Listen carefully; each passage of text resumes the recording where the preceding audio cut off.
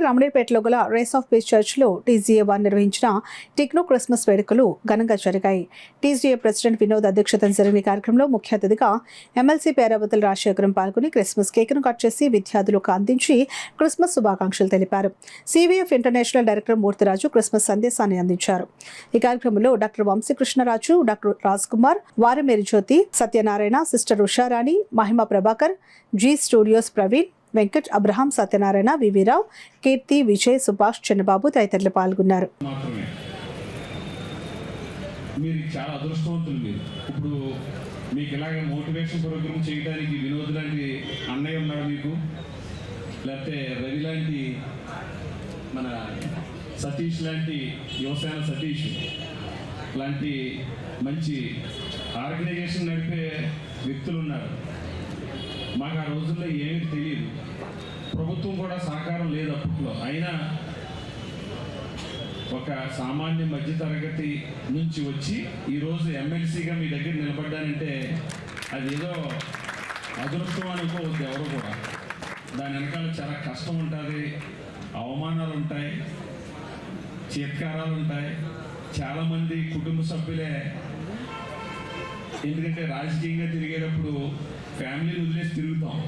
ఫ్యామిలీకి ఇంపార్టెన్స్ ఇవ్వలేదని ఫ్యామిలీతో గొడవలు ఉంటాయి. లేకపోతే మా దగ్గరికి చాలామంది వస్తుంటారు సమస్యలతో. సమస్య తీరితే హ్యాపీ, తీరకపోతే నాకు ఏం చేశాడంటారు. ఇవన్నీ మీకు తెలియని ఏం కాదు. అందరికీ నేనేమి క్రీస్తు ప్రభువు కాదు, నేను సామాన్య మనిషినే.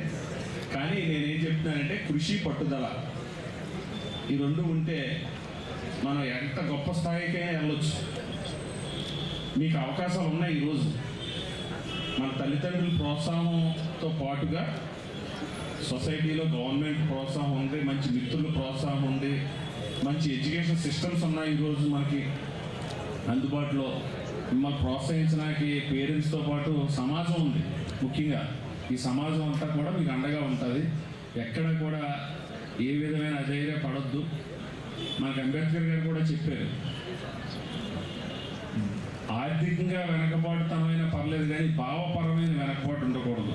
అంటే నేను ఇంతే, నన్ను ఎవరు ఏం చేయలేరు, నాది ఇంతే అని అనుకోవద్దు. మీరు ఎంతైనా చేయగలరు, అది మీరు గుర్తించాలి. అదేవిధంగా ఈరోజు గొప్ప వ్యక్తులు అందరూ కూడా, మీరు అమెరికా ప్రెసిడెంట్ అబ్రహాం లింకన్ నుంచి మన ఇండియన్ ప్రెసిడెంట్ గారు ఎవరు, మిసైల్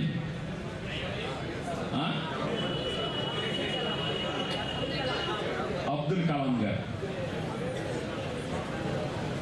వాళ్ళ చరిత్ర చదవండి.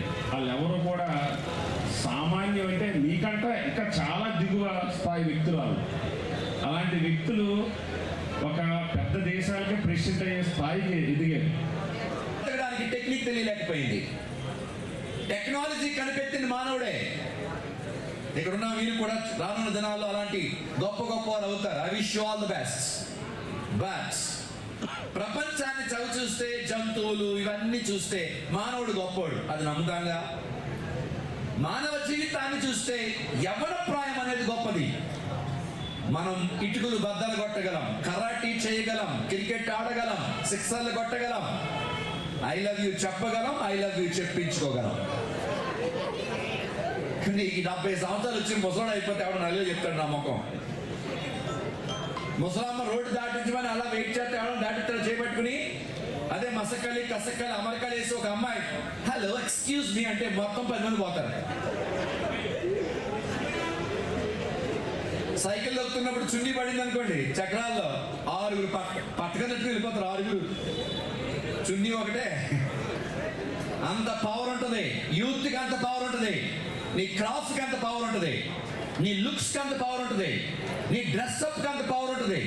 నేను అంటాను, నీ ఎడ్యుకేషన్ కూడా అంత పవర్ సంపాదించుకోవాలి, నీ జ్ఞానానికి కూడా పవర్ సంపాదించుకోవాలి. రాత్రంతా మెలుగుండి చాటింగ్ చేసి వాళ్ళని వీళ్ళని మోసం చేయడం కాదు. మొన్న ఒకడు అన్నాడు, C4 select 3 love to marry 1, that is my formula అన్నాడు. 4 చూస్తాడట, 3 సెలెక్ట్ చేసుకుంటాడట, 2 ప్రేమిస్తాడట, 1 పెళ్లి చేసుకుంటాడట. మరి 3 ఏమైపోతారో మిగతా వాళ్ళు మెడలో బొమ్మలు ఎంచుకుని పాపులమ్మ మేమని పాట పాడుకోలేడు. టెక్నాలజీ ఏం నేర్పిస్తుంది? నీ యవ్వన ప్రాయాన్ని దేని కొరకు ఉపయోగిస్తున్నావు? ప్రపంచాన్ని చవి చూస్తే మానవుడు గొప్పోడని నమ్మం. మానవ జీవితాన్ని చవి చూస్తే యవన ప్రాయం గొప్పదని నమ్మం. ఈ యవన ప్రాయం మీకు మేలుకరంగా ఉండాలంటే ముగ్గురిని మర్చిపోవద్దు. దేవుణ్ణి మర్చిపోవద్దు, కన్న తల్లిదండ్రులు మర్చిపోవద్దు, విద్య నేర్పిస్తున్న గురువులను గౌరవించడం నేర్చుకో. దేశానికి, సంఘానికి, సమాజానికి ఆశీర్వాదకరంగా ఉంటావు.